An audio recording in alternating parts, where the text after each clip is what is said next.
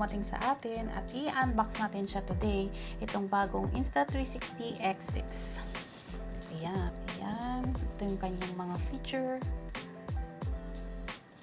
And then, ito palang kinuha natin ay Essential Bundle.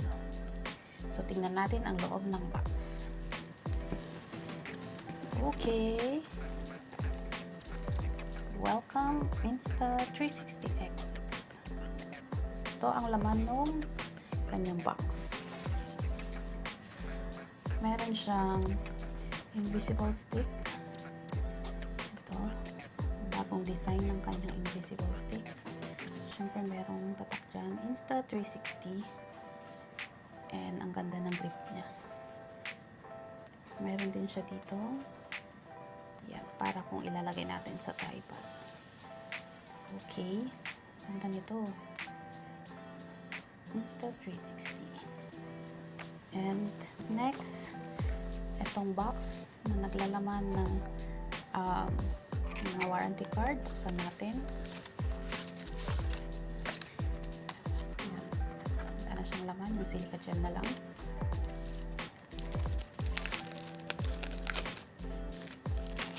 Naman ito ay sticker, mga quick start guide, itong manual, ito lang ang laman niya, and yung kanyang protective case, and nandiyan na rin sa loob yung USB cable. Buksan natin ito, ganda. Natin ang kanyang USB cable. Type C to C na pala siya. Ayan. So, ayan. Ang kanyang charging cable. Siyempre, may tatak na Insta360. And then, meron din itong kasamang cleaning cloth. Ayan. Microfiber cleaning cloth. Siyempre, may tatak pa rin na Insta360.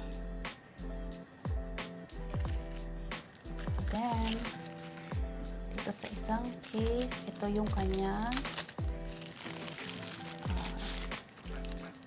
wow, ang ganda ng design.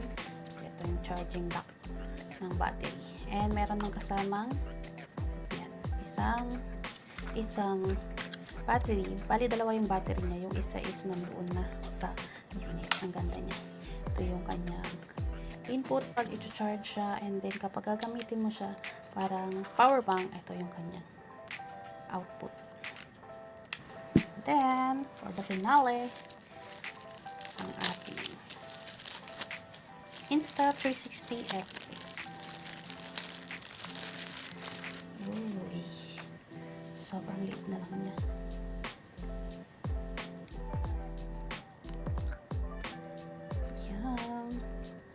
Na lang siya kalit, guys. And syempre, Insta360 X6. So, open na natin siya. Lisin na natin yung plastic.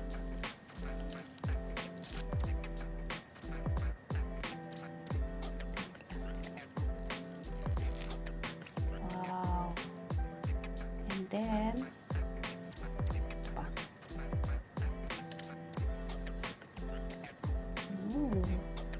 ito pala sa gilid. Yan. Tour ko muna kayo dun sa paligid ng unit. Let's appreciate muna natin yung ganda nito, guys. So, dito sa gilid, pag i-open nyo siya, ayan na yung isang battery na nakalagay na. And then, dito din lagayan nung external na micro SD.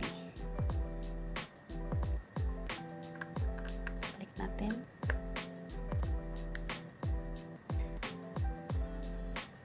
Then open it. Wow! Ito siya. Insta360 X.